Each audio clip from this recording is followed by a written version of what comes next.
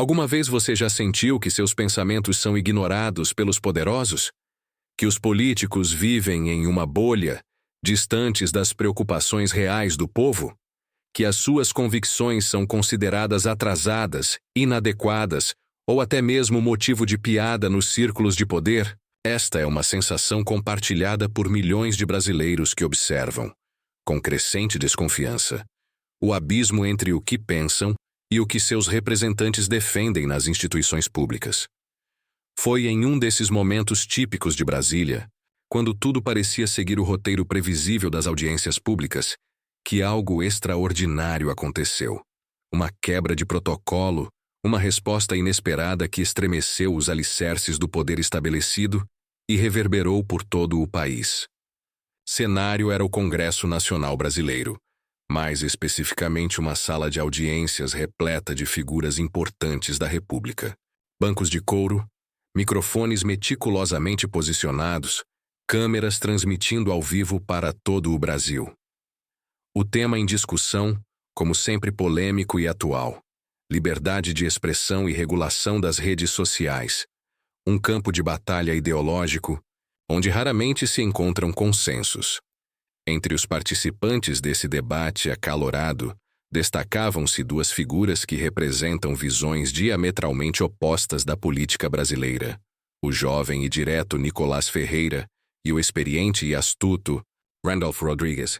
Dois homens de gerações diferentes, formações distintas e, principalmente, visões de mundo praticamente antagônicas sobre o papel do Estado, da família, da religião e da própria liberdade individual. Os minutos que antecederam o confronto já davam sinais do que estava por vir. Assessores circulavam nervosamente, trocando olhares preocupados. Jornalistas ajustavam equipamentos, prevendo que aquele encontro poderia render manchetes além do convencional. O público, tanto presente na sala quanto acompanhando pelas redes sociais, aguardava com expectativa o que seria apenas mais um capítulo das infindáveis disputas ideológicas que caracterizam a política brasileira contemporânea. Nicolás chegou cedo, preparado com anotações organizadas e dados que sustentavam seus argumentos. Vestia um terno azul marinho, sóbrio, que contrastava com sua juventude. Seu rosto demonstrava a seriedade de quem compreende o peso da responsabilidade que carrega. Aos 26 anos, era um dos parlamentares mais jovens daquela casa, mas já carregava o fardo de representar milhões de eleitores que o escolheram justamente por sua firmeza em defender valores tradicionais e por sua coragem em enfrentar o que consideram uma cultura estabelecida de desprezo por esses mesmos valores. Do outro lado, Randolph chegou rodeado de assessores, com a desenvoltura própria de quem conhece cada corredor daquele prédio como a palma da mão. Político experiente com décadas de atuação, era reconhecido por sua habilidade retórica, por seu networking extenso e principalmente por sua capacidade de desconstruir adversários com perguntas capciosas e comentários mordazes. Sua especialidade era justamente o debate público, onde raramente saía derrotado. O contraste entre ambos não poderia ser mais evidente. Enquanto Nicolás representava uma nova geração de políticos, impulsionados pelas redes sociais e por uma conexão direta com seu eleitorado, Randolph personificava a política tradicional, construída em acordos de bastidores e em alianças estratégicas. Dois mundos em rota de colisão, apenas aguardando o momento certo para o impacto. Quando a audiência finalmente começou, após os protocolos formais de abertura, a sala já estava tomada por uma atmosfera densa. A mesa diretora, composta por parlamentares de diferentes partidos, tentava manter a aparência de imparcialidade, mas os olhares e gestos sutis denunciavam as preferências políticas de cada um. O debate inicial seguiu o curso esperado. Apresentações, técnicas, dados estatísticos sobre censura online, jurisprudência internacional sobre o tema. Mas, quando chegou o momento das manifestações dos convidados, o termômetro subiu consideravelmente. Nicolás tomou a palavra com uma calma que surpreendeu mesmo seus críticos mais ferrenhos. Seu discurso era contundente, mas disciplinado, abordando temas sensíveis como a limitação da liberdade de expressão, o controle narrativo nos meios de comunicação e o que ele considerava uma perseguição sistemática a vozes dissidentes no ambiente digital. Ele falava com a intensidade de quem carrega não apenas suas próprias convicções, mas também as de uma parcela significativa da população que se sente silenciada. A liberdade de expressão não é um privilégio concedido pelo Estado aos cidadãos dóceis. É um direito fundamental garantido pela Constituição a todos os brasileiros, independentemente de sua posição política, afirmou Nicolás, enquanto mantinha contato visual com cada um dos presentes. O que vemos hoje é uma tentativa orquestrada de controlar o discurso público, criminalizando opiniões divergentes sob o pretexto de combater desinformação. A cada frase, era possível notar reações diversas.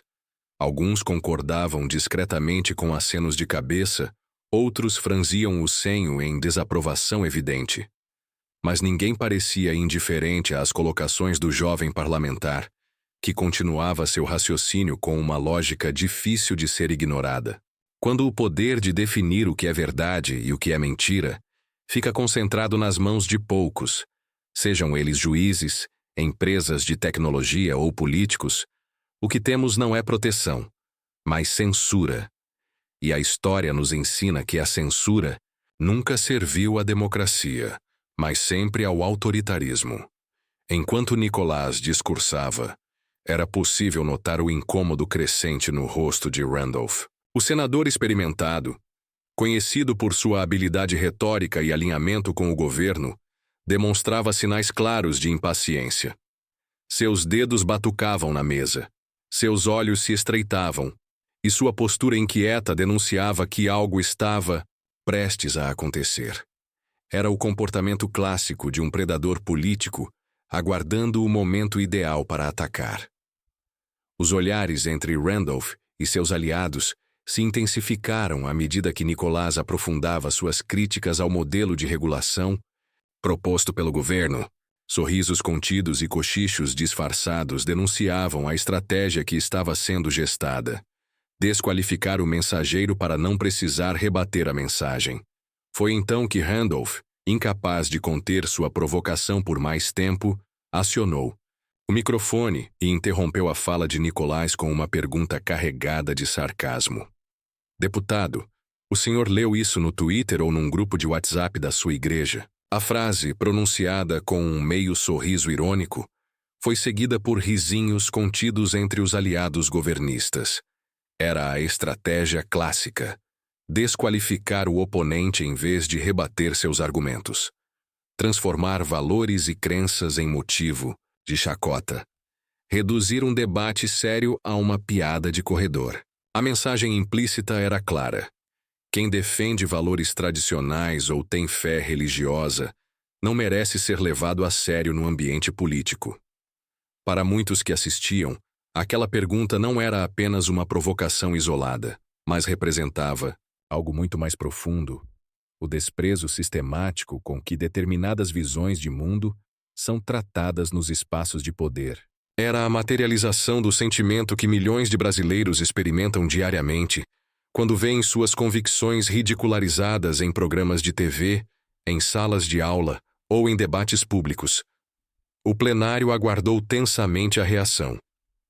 Alguns esperavam que Nicolás caísse na armadilha clássica, ou perder o controle emocional, reagindo com agressividade, ou recuar intimidado, demonstrando fraqueza. Qualquer das duas reações seria uma vitória para Randolph, que manipulava magistralmente esse tipo de situação havia décadas.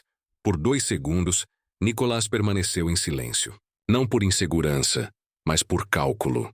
Seu olhar, fixo em Randolph, não demonstrava raiva nem medo, apenas uma determinação serena que desconcertava até mesmo seus apoiadores. Quando finalmente falou, sua voz calma contrastava com o peso de suas palavras. Não, senador, eu li isso na Constituição. algo que muitos aqui ignoram quando não lhes convém, e acrescentou, inclinando-se levemente para a frente, como quem compartilha uma verdade incontornável. Se o senhor acha que fé, família e liberdade são piada, o povo que paga seu salário vai rir por último. O efeito foi instantâneo. O sorriso irônico de Randolph desapareceu, dando lugar a uma expressão atônita. O silêncio que se seguiu foi mais eloquente que qualquer aplauso. Aquela resposta, precisa como um bisturi, não apenas rebateu a provocação, mas expôs algo mais profundo. O abismo entre certos políticos e os valores de grande parte da população. Menção à Constituição não foi acidental. Era um lembrete poderoso de que os princípios defendidos por Nicolás não eram invenções religiosas ou conservadoras, mas estavam fundamentados no documento máximo da República. A referência ao povo que paga seu salário tocou em um ponto nevrálgico: a responsabilidade dos políticos perante seus eleitores, algo frequentemente esquecido nos corredores refrigerados de Brasília. Por alguns momentos, ninguém ousou quebrar aquele silêncio. Os aliados de Randolph, antes tão dispostos a rir de sua provocação, agora evitavam olhares diretos. Jornalistas digitavam furiosamente em seus notebooks, percebendo que testemunhavam um momento que ultrapassaria os limites daquela sala. O público online, que acompanhava tudo em tempo real, explodiu em comentários e compartilhamentos. A cena rapidamente ultrapassou as paredes do Congresso. Vídeos do confronto inundaram as redes sociais, grupos de mensagens e noticiários. Em poucos minutos, o nome de Nicolás e sua resposta contundente figuravam entre os assuntos mais comentados nas plataformas digitais. Para muitos brasileiros, aquele momento representou mais que um simples embate político. Foi a voz de milhões que finalmente encontrou eco nos corredores do poder. É exatamente isso que sinto todos os dias no trabalho, quando mencionam minha fé, comentou um usuário do Twitter. Finalmente alguém teve coragem de enfrentar esse deboche institucionalizado, escreveu outro. As mensagens de apoio se multiplicavam exponencialmente, transformando um episódio pontual em um fenômeno cultural. O que tornou a resposta de Nicolás tão impactante não foi apenas seu conteúdo, mas sua forma. Sem gritos, sem xingamentos, sem baixar o nível do debate. Apenas verdade dita com firmeza, olhando diretamente nos olhos de quem tentou diminuí-lo. Uma demonstração rara de que é possível enfrentar o deboche com dignidade e, ainda assim, vencer o embate. Especialistas em comunicação política rapidamente analisaram o episódio. O que vimos foi um confronto entre duas escolas políticas. A antiga, que usa o sarcasmo como escudo para não debater ideias, e a nova, que responde com substância e coragem, explicou um cientista político em um canal de notícias. O mais surpreendente é que foi o mais jovem quem demonstrou maturidade nesse embate. Nas horas seguintes, o vídeo foi repercutido em programas de TV, canais de YouTube e podcasts. Comentaristas de todos os espectros políticos foram obrigados a reconhecer: algo diferente havia acontecido naquela audiência. Uma quebra de padrão que forçava uma reflexão mais ampla sobre como o debate público é conduzido no Brasil. Randolph, percebendo a dimensão do erro estratégico que cometera, tentou recuperar o controle da situação. Vamos manter o respeito ao debate, disse com voz trêmula. Uma frase que soava vazia após sua própria provocação ter sido a causa da ruptura. Seus aliados, sentindo o terreno instável, optaram por mudar rapidamente o tema, evitando prolongar um confronto que já estava perdido. Enquanto isso, Nicolás manteve a mesma postura serena até o final da audiência. Não houve comemoração exagerada, não houve provocações adicionais. A vitória estava garantida não pela humilhação do adversário, mas pela firmeza dos princípios defendidos. Essa conduta impressionou até mesmo seus críticos mais ferrenhos, que esperavam uma reação menos controlada.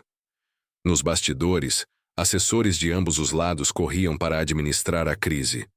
A equipe de Randolph tentava minimizar o impacto, alegando que foi apenas um momento de debate acalorado. Já os colaboradores de Nicolás trabalhavam para amplificar o alcance daquela resposta, percebendo seu potencial simbólico para além do embate pessoal. Jornalistas tentavam obter declarações adicionais, mas nenhum dos dois protagonistas quis comentar o episódio imediatamente após a audiência. Randolph saiu rapidamente pelos fundos, evitando câmeras. Nicolás optou por aguardar que a repercussão falasse por si mesma, demonstrando uma compreensão madura da dinâmica política contemporânea. Às vezes, o silêncio bem administrado é mais poderoso que qualquer declaração. Após a audiência, o burburinho pelos corredores do Congresso era intenso. Parlamentares de diferentes partidos comentavam o ocorrido, alguns com admiração, outros com preocupação. Até adversários reconheciam, mesmo que a contragosto, a postura admirável do jovem parlamentar. Ele soube se impor sem perder a classe, admitiu um deputado de oposição a Nicolás, em conversa reservada com assessores. Nas redes sociais, cidadãos comuns compartilhavam o vídeo com mensagens de identificação. Isso me representa. Obrigado por falar por nós. Finalmente, alguém teve coragem de responder à altura. Era como se aquela resposta tivesse materializado um sentimento represado há anos no coração de milhões de brasileiros que se sentiam diminuídos por suas crenças e valores. Em menos de 24 horas, surgiram camisetas, canecas e adesivos com a frase emblemática. Memes criativos adaptavam a resposta para diferentes contextos, ampliando ainda mais seu alcance cultural.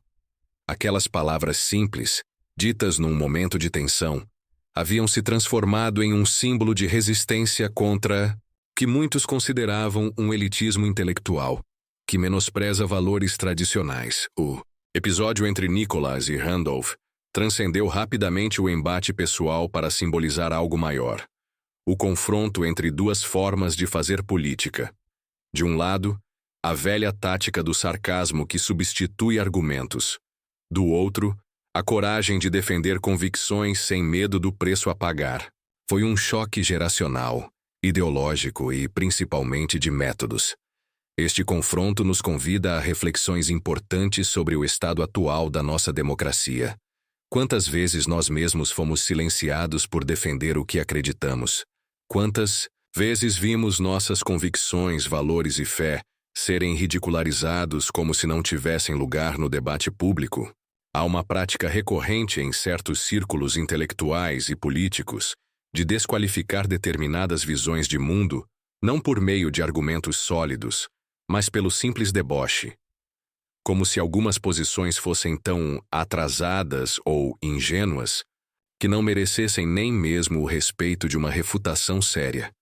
Essa atitude arrogante, além de antidemocrática, cria divisões cada vez mais profundas no tecido social. O que presenciamos naquela audiência foi um momento raro em que essa arrogância intelectual foi confrontada não com mais agressividade, mas com firmeza e dignidade. Foi um lembrete poderoso de que o respeito às diferentes visões de mundo não é apenas uma questão de cordialidade, mas um pilar fundamental da convivência democrática. Quando políticos como Randolph recorrem ao deboche para desqualificar a fé ou os valores familiares de seus oponentes, não estão apenas atacando indivíduos, mas desrespeitando milhões de cidadãos que compartilham essas crenças. É uma forma sutil, mas profundamente prejudicial, de exclusão política. A resposta de Nicolás expôs essa contradição. Como podem representantes eleitos pelo povo tratar com escárnio os valores desse mesmo povo? Como podem aqueles que defendem a diversidade e a inclusão serem tão intolerantes com determinadas visões de mundo? Analistas políticos divergem sobre o impacto de longo prazo desse episódio. Alguns o consideram apenas mais um momento viral, numa era dominada por clipes curtos e polêmicas passageiras. Outros enxergam ali um ponto de inflexão, um símbolo de uma mudança mais profunda na dinâmica política brasileira. O que vimos foi a materialização de um conflito que vai muito além daqueles dois indivíduos, explicou uma cientista política em um artigo amplamente compartilhado. Foi o encontro entre duas visões de Brasil que parecem incapazes de dialogar. Uma, que valoriza a tradição, família e fé como pilares da sociedade, e outra que vê esses mesmos elementos como obstáculos ao progresso. Para além das interpretações políticas, o episódio revelou também o poder das redes sociais como ferramenta de democratização do debate público. Em tempos passados, um momento como esse ficaria restrito às testemunhas presenciais ou seria filtrado pela lente dos grandes veículos de comunicação. Agora, milhões de brasileiros puderam assistir ao vivo, formar suas próprias opiniões e amplificar aquilo que consideraram significativo. A velocidade com que a resposta de Nicolás se espalhou demonstra também uma fome por representatividade autêntica. Em um cenário político muitas vezes dominado por discursos calculados e inautênticos, ver alguém defender convicções com genuína paixão e coragem causou uma identificação imediata em amplos setores da população.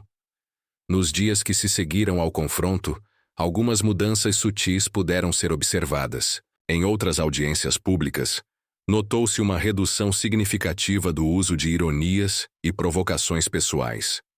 Como se, momentaneamente ao menos, os políticos tivessem percebido os riscos de subestimar adversários ou de tratar com desdém valores caros a parcelas significativas da população. Nicolás, por sua vez, viu sua projeção política crescer exponencialmente. Convites para entrevistas, programas de TV e palestras se multiplicaram. Sua base de seguidores nas redes sociais aumentou em centenas de milhares em poucos dias. Mais importante que a fama, no entanto, foi a consolidação de sua imagem como uma voz autêntica, capaz de articular com clareza e firmeza posições muitas vezes marginalizadas no debate público. Já Randolph enfrentou dias difíceis. Memes, vídeos editados e manchetes pouco favoráveis expuseram seu momento de fragilidade a um público muito maior que o habitual. Sua equipe de comunicação trabalhou intensamente para minimizar os danos, mas a imagem do senador experiente sendo silenciado por um jovem deputado persistiu no imaginário coletivo. Além dos impactos individuais, o episódio também influenciou a discussão sobre a regulação das redes sociais. Ironicamente, o tema original da audiência. O confronto se tornou um exemplo vivo de como a internet pode democratizar o debate político, permitindo que momentos significativos cheguem diretamente ao público, sem filtros ou interpretações intermediárias. A lição que permanece deste episódio é que a verdadeira democracia não se constrói com zombarias, mas com respeito às diferenças. Que a política pode e deve ser um espaço de diálogo genuíno, não de humilhação. E que, como provou Nicolás naquele dia, a verdade dita com coragem e serenidade tem mais força que qualquer deboche. Semanas após o ocorrido, em uma entrevista, Nicolás refletiu sobre o momento. Não respondi por mim, mas por milhões de brasileiros que todos os dias são ridicularizados por suas crenças. Pessoas simples, trabalhadoras, que têm valores sólidos e merecem respeito, não escárnio. Essa fala captura a essência do que tornou sua resposta tão poderosa. Ela transcendeu o embate pessoal para dar voz a um sentimento coletivo. Não foi apenas uma defesa individual contra um ataque, mas um posicionamento em nome de uma parcela significativa da sociedade que raramente se vê representada com dignidade nos espaços de poder. Porque, no final, não se trata apenas de política partidária. Trata-se de dignidade, de representatividade e da certeza de que, mesmo quando todos parecem rir, a última palavra pertence ao povo. Este episódio continua reverberando no cenário político nacional, provocando discussões sobre o nível do debate público, o respeito às crenças individuais e o papel dos representantes eleitos. Analistas políticos de diversas correntes destacaram como momentos assim podem transformar a percepção pública sobre figuras políticas. Alguns viram no confronto um símbolo da nova geração enfrentando velhas práticas.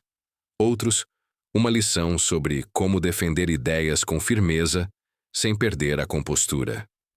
Também emergiu uma reflexão importante sobre como o deboche é frequentemente utilizado como ferramenta de exclusão no debate público. Quando determinadas visões de mundo são tratadas não como posições legítimas a serem debatidas, mas como alvos de ridicularização, cria-se um ambiente hostil à pluralidade democrática. O confronto entre Nicolás e Randolph nos lembra que por trás de posições políticas existem pessoas reais, com histórias, crenças e valores que merecem, no mínimo, o respeito básico que se espera em qualquer diálogo civilizado. Quando esse respeito é substituído pela chacota, perdemos todos enquanto sociedade. Uma coisa é certa: quando a resposta ao sarcasmo vem carregada de substância e convicção, ela ecoa muito além dos limites do plenário. Ela ressoa nos lares, nas ruas e nos corações de quem busca ser representado com dignidade. A verdadeira mudança política talvez comece justamente assim. Quando alguém tem a coragem de enfrentar o poderoso riso de escárnio com a força serena da verdade, e mostra que é possível vencer sem se tornar aquilo que combate. Esse confronto, que durou apenas alguns minutos, permanecerá como um lembrete poderoso de que na política, como na vida, a forma como dizemos as coisas é tão importante quanto o conteúdo do que dizemos, e que há uma força extraordinária na combinação de coragem e dignidade, uma força capaz de silenciar até mesmo o mais contundente deboche,